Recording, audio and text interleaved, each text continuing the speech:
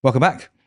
It's the Kovacs report, and it's time to take a look at the DC previews. Yes, this is the catalogue, which will showcase everything that's orderable now, due for publication in November. I'm going to go through it, highlight what's new, tell you what's on my pull list, and hopefully have a chit chat along the way. Now, before that happens, don't forget to like the video at the end if you like the video, and of course, hit that subscribe button. That'd be fantastic.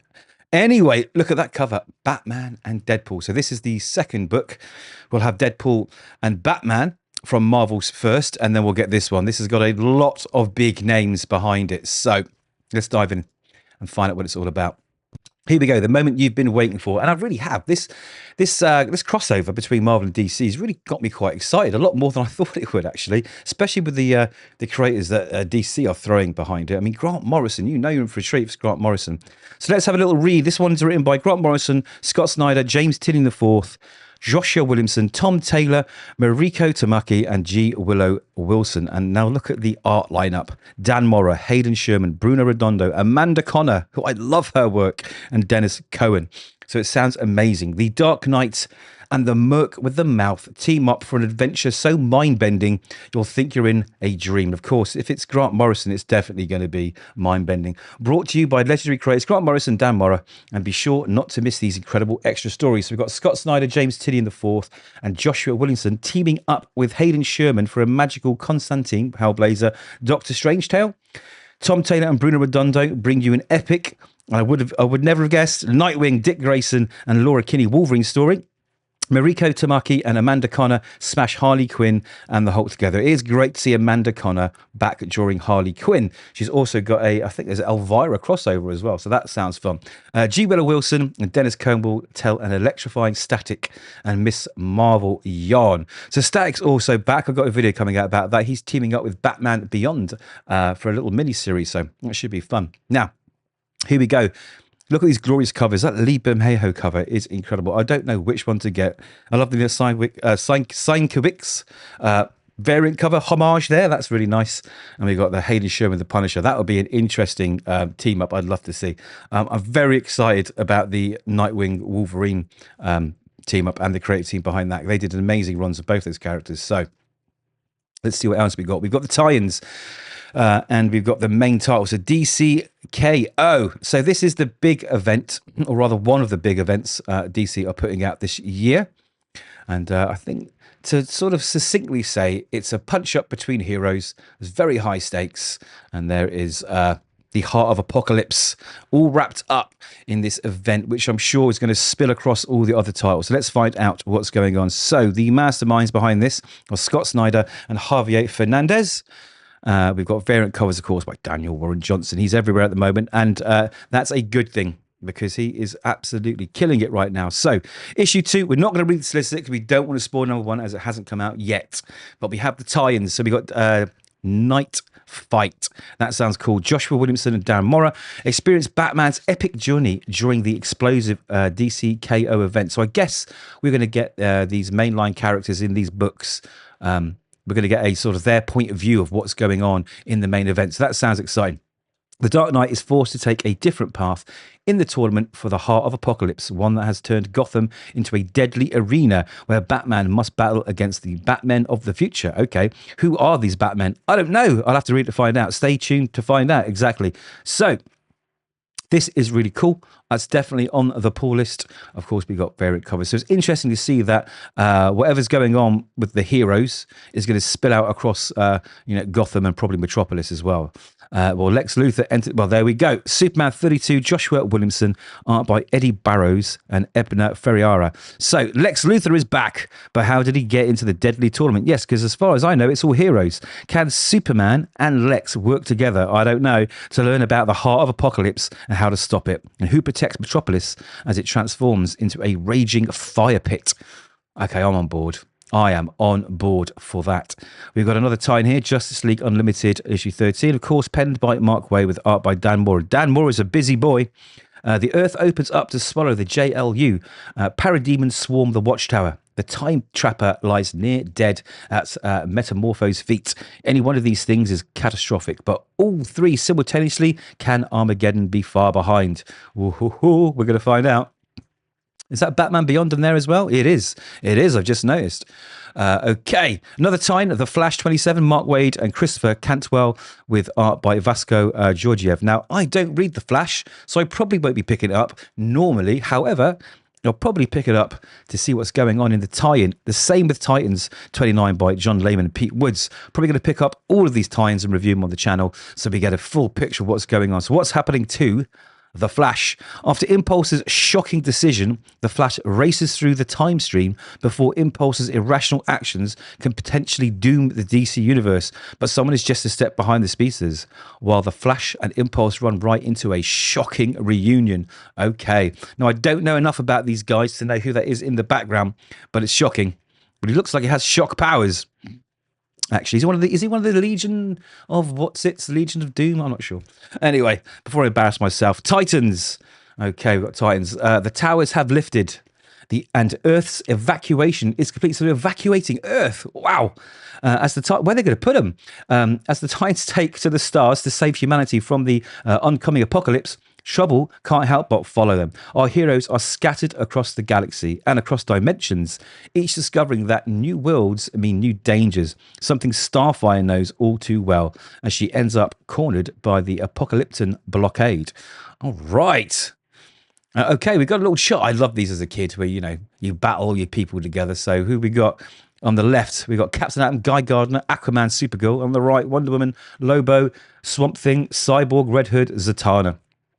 Looks good to me. Who will win? I do not know. So Absolute Batman continues, number 14, Scott Snyder and Nick Dragotta. And again, I always say it because, if I say something and my mind changes, I'm going to tell you, I did not like this book at the beginning, and I'm really enjoying it now. So I'm super pleased I stayed on board. It says Batman and Catwoman face down Bane in a final battle. But once the dust settles, what will it all mean for the future of Batman? I don't know.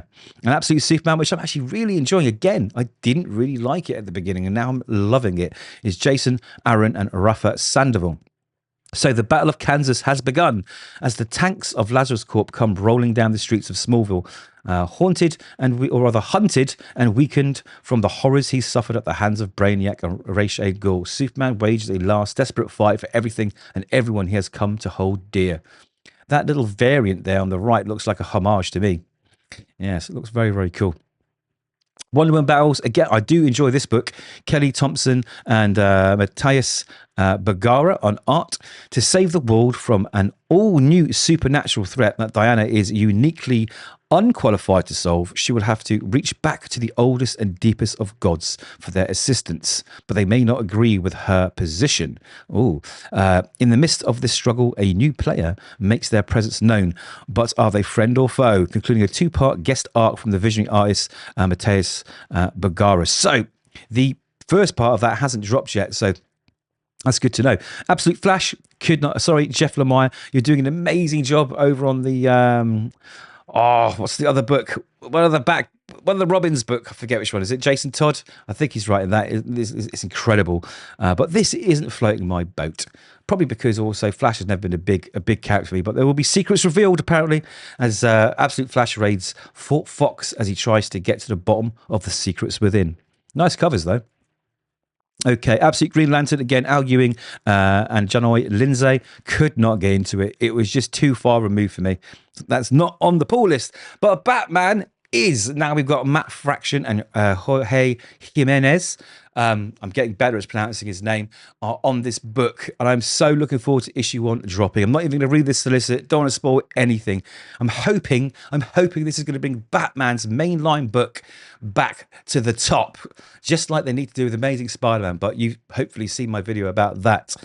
Loads of variant covers, including Joe Quesada. That's interesting. Usually a haunt of Marvel. He's doing the Batman cover there. Looks really rad. Nightwing, not on the pull list. I'm not enjoying Dan Waters' run. Arts by Dexter Soy. Same with Batgirl, strong start, but I just fell off it. There will be a point where I try and go back and check the next arc out. That's Tate Bromble and Takashi Miyazawa. Red Hood 3. So this is about to start with Gretchen Felker Martin. So this is going to drop very, very, very soon. And it sounds promising, although I think there is some controversy on the internet. Where else do you expect it about the creator? But I'm trying to avoid all of that. I'm going to judge it on the story that I get. Catwoman, I really want to get back into Catwoman, but it just Ed Brubaker just did too much of a good job, and it's hard to match up to what he did. Birds of Prey, I was very strong on this book, but I fell off it as well. There might be a time to jump back in. I do like Kelly Thompson. Art is by Sami Basri. Poison Ivy, G. Willow Wilson again. So this is another book that just could not get into, and the fact that they are writing quite a few other things that are popping up that I'm interested in. I'm just not sure. Harley Quinn, I am catching up with. I'm giving it a second chance. So hopefully that will be back on the review list come November. Harley and Ivy, Life and Crimes. 100% going to grab this. I love Harley Quinn. And I can't not read her book. So what do we got? Erica Henderson is doing the writing, art, and the cover, with variant covers, of course, from Mark Brooks, Nathan Zerdy, and Lyrics. So, because you demanded it, a new series entirely about Harley and Ivy's relationship. Witness the entire story of the DCU's #1 criminal couple from the very start. Eisner Award-winning artist and writer Erica Henderson weaves the canonical story of how Ivy and Harley went from enemies to friends to lovers. See their first kiss, their first embrace, their first fight, the first time Harley went to the bathroom with the door open in front of Ivy. That one is a joke, geez, etc. You're going to love the way this book makes you look. We guarantee it. So it's going to be a soppy one, all right? But you know what? There's a little part of my heart that's probably going to like this. I'm going to give it a go. I'm going to review it. I mean, the art looks fantastic. Look at the art. Oh my God, it looks good. I'm not usually in for the soppy books, but it's Harley Quinn. You know, it's Poison Ivy. How can you say no? Batman Robin 27, Philip Kennedy Johnson has become one of my favourite writers at the moment. His Hulk run, oh my God, I've started it. I read the one-shot issue, I think it was issue 27, and it blew me away. And this weekend, it's one of these books I'm catching up on. I think he's a great writer, and I think I'm going to catch up on Batman and Robin 2 and start reviewing that, because I'm hearing lots of good things about it. So Batman, Superman, World's Finest, it isn't on my pull list. I read one of them. I think they're all sort of one-shot stories. This one looks a bit more interesting because it's got the Joker and Lex. So let's have a look. It might go back on the list. Lex Luthor and the Joker have joined forces once again. But this uneasy alliance hinges on a crucial outcome: the final defeat of both Batman and Superman. Wow. Why else would the most brilliant criminal mind of our time and the clown prince of crime team up? Well, the answer will surprise you and them. Betrayal abounds, terror intensifies, and a major surprise in store for the Dark Knight and the Man of Steel in part 1 of The Merger. All right, that looks interesting. Art by Adrian Gutierrez. So I'll pick that up with, of course, a Dan Morrow cover. That boy is so busy. How does he have time to eat? The final issue of the epic series by Dan Waters and Hayden Sherman. So Batman Dark Patterns is ending. I think this is the thing for me, is that I did try this book. The first arc was interesting, but didn't pull me in. I'm told that the other arcs are good, but I just think maybe I've got to give it a second go. I'm just not a big fan of Dan Waters. There's something about his writing. Again, I'm not saying it's bad, right? It's Coke and Pepsi. I just don't like the taste. Doesn't mean it's not a good drink, right? By the way, Coca-Cola, not Pepsi. Yeah, okay, so it's concluding. I think that means 12-issue run, and that's it. Detective Comics, I'm really enjoying Tom Taylor and Mikhail Janin's Detective Comics. The art is incredible. Tom Taylor is on form. Although the last issue felt very rushed, and I get a feeling that was sort of mandated by editorial to clear the decks for the events that are coming, but I'm definitely on board. Action Comics, Mark Waid.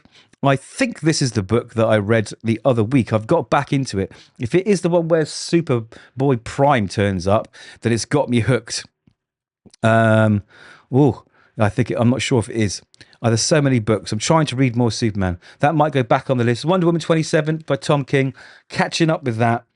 So that's going to go back on the list. Trinity, Daughter of Wonder Woman. Even though Tom King's my first writers, it wasn't for me. I think it's kind of aimed at sort of the younger readers.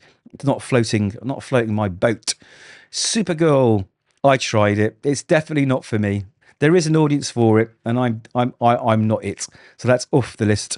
Superman Unlimited is falling off the list very rapidly.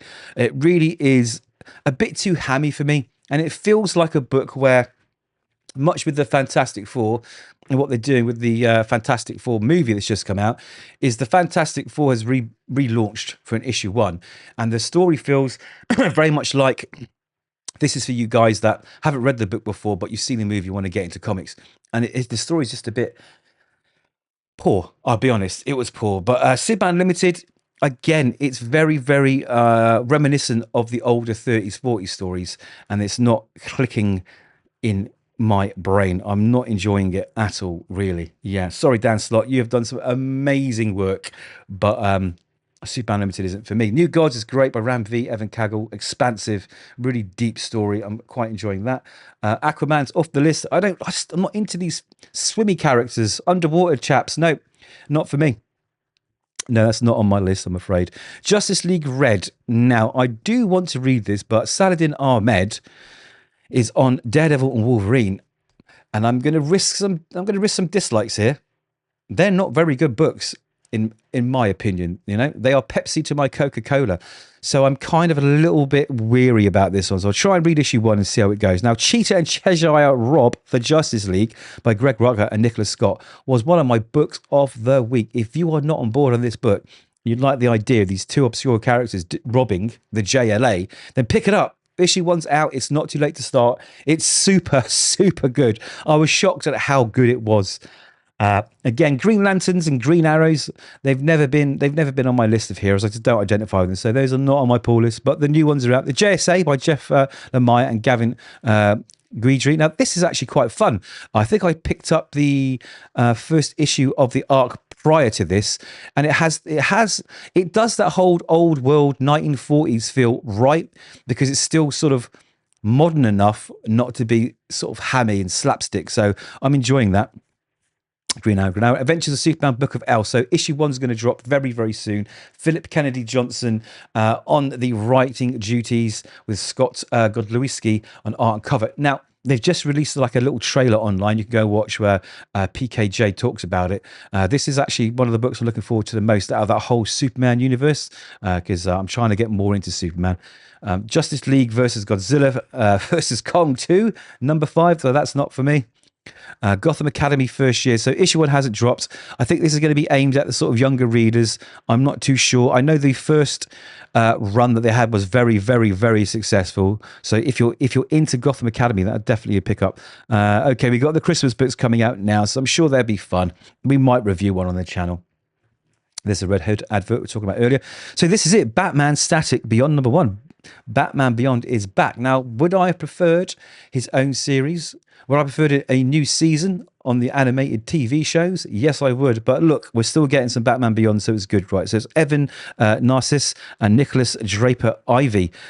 In the not-so-distant future, young hero Terry McGinnis patrols the streets of Neo-Gotham as Batman Beyond, while Virgil Hawkins, also known as Static, forges a new technological revolution in Dakota City with the introduction of the Q-Wave energy grid. Together, alongside the Justice League Beyond, the heroes prepare for the Earth's induction into the interplanetary alliance known as the Cooperative. Everything seems to be going smoothly until a new villain arrives on the scene and puts everything at risk. At the center of all the mayhem is the unlikely duo of Static and Batman Beyond, as they must work together to save the world before it's too late. So I'm on board for that for sure. Those covers look pretty cool. So that's a DC Elseworlds, of course. Batman Gotham by Gaslight. It's Andy Diggle. I'm waiting for the trade on this. I do like Andy Diggle's stuff. There's so many books I could read it in 1 month. So Immortal Legend Batman, that's about to start. Kyle Higgins and Matt Groom with art by Erica D'Urso and Dan Mora. So I'm getting more and more interested in this book as time goes by, actually. It sounds really, really cool. It's basically Batman in space, right? But very Tatsunoko anime style. So I like that idea. I'm on board, as I am for this Batman Green Arrow The Question Arcadia number 1. So if you'd like the run in the 80s, I suggest you pick this up. So Gabriel Hardman is writing it and doing the art and the main cover, and we've got variant covers by Kevin Nolan and Dennis Cowan and Bill Sikowitz, which sounds amazing. So from the decaying husk of Hub City, Vic Sage, The Question, goes deep undercover on the trail of a human trafficking operation in the frozen Arctic. Wow, that's a long, long way to go. Oliver Queen, the Green Arrow, pushed out of his own company C-suite, must get his crumbling life back together. But what is Queen Industries involved with a mysterious project dubbed Arcadia? Spurred on by The Question, Green Arrow joins the hunt for answers, but one obstacle stands in the way of their investigation. the Batman. No, well, I am on board for that. That's a Black Label book, so it's going to be a bit more adult, a bit more gritty. It doesn't have to be, canon, so they can do what they want. It sounds great. So Joker Harley, the original run of this, I really, really enjoyed. They were large format, if I remember rightly. This is the next volume. Cannot wait to look at this. Cami Garcia and Miko Suyan and Jason Badoa. So I'm on board for this. We're going to be reviewing the first issue at the very least. As soon as it pops out, I cannot wait. Now, Superman, the Kryptonite Spectrum by Ice Cream Man Team, W. Maxwell, Prince, and Martin Morazzo. It's really, really fun. The first issue dropped the week of recording this video, and I really enjoyed it. Now, it didn't blow my mind completely out of the back of my head, but it was really, really good and really clever as well. I'm not going to spoil how, but it was really clever the way they told the story and the things that are happening to Batman and Superman. So I'm fully on board with this. It does definitely give me the all-star Superman vibes, and I love it. The whole team has done an amazing job of it. Okay, so the Batman Second Night, issue 2 by Dan Jurgens and Mike Perkins. Number 1's not out yet. I'm going to review it on the channel. Can't wait to look at that. I mean, those covers just have that old feel to them, like you're watching a classic movie, and I love them. I love stuff like that. Let's not read the solicit because it gives something away. Okay, we're into the realms of the facsimile editions, which, if you haven't got enough variants per issue, let's do some facsimiles. Justice League, Batman, Mad Magazine. What else we got? Children of the Round Table. So Tom Taylor, again, one of my favorite creators, with Danielle Di Nicolo. This hasn't started yet, and I'm looking forward to it. Definitely reviewing that. It's on the list. I don't go for the kiddie books, Teen Titans Go, or Supergirl's Superheroes. That's not for me, although the art's very, very cute. And I guess we are now into the collected editions. So I don't usually go for trades. I like to go for the omnibuses. So we're going to look through here and see if there's anything like an omnibus or an absolute edition or some just special hardcovers. That's what we want to see. So we've got Absolute Batman, The New History of the DC Universe, Flash, Poison Ivy, all the regular titles getting their regular trades all in order. But is there anything new? New compact editions? Okay, Woman of Tomorrow. I'm not surprised that's out now. With all the Supergirl craze going on across the internet with sneak peek at the new, big screen version. Tom King, Bilquis Everly. Great story. I really enjoyed it. Now these DC compact editions are really, really nice.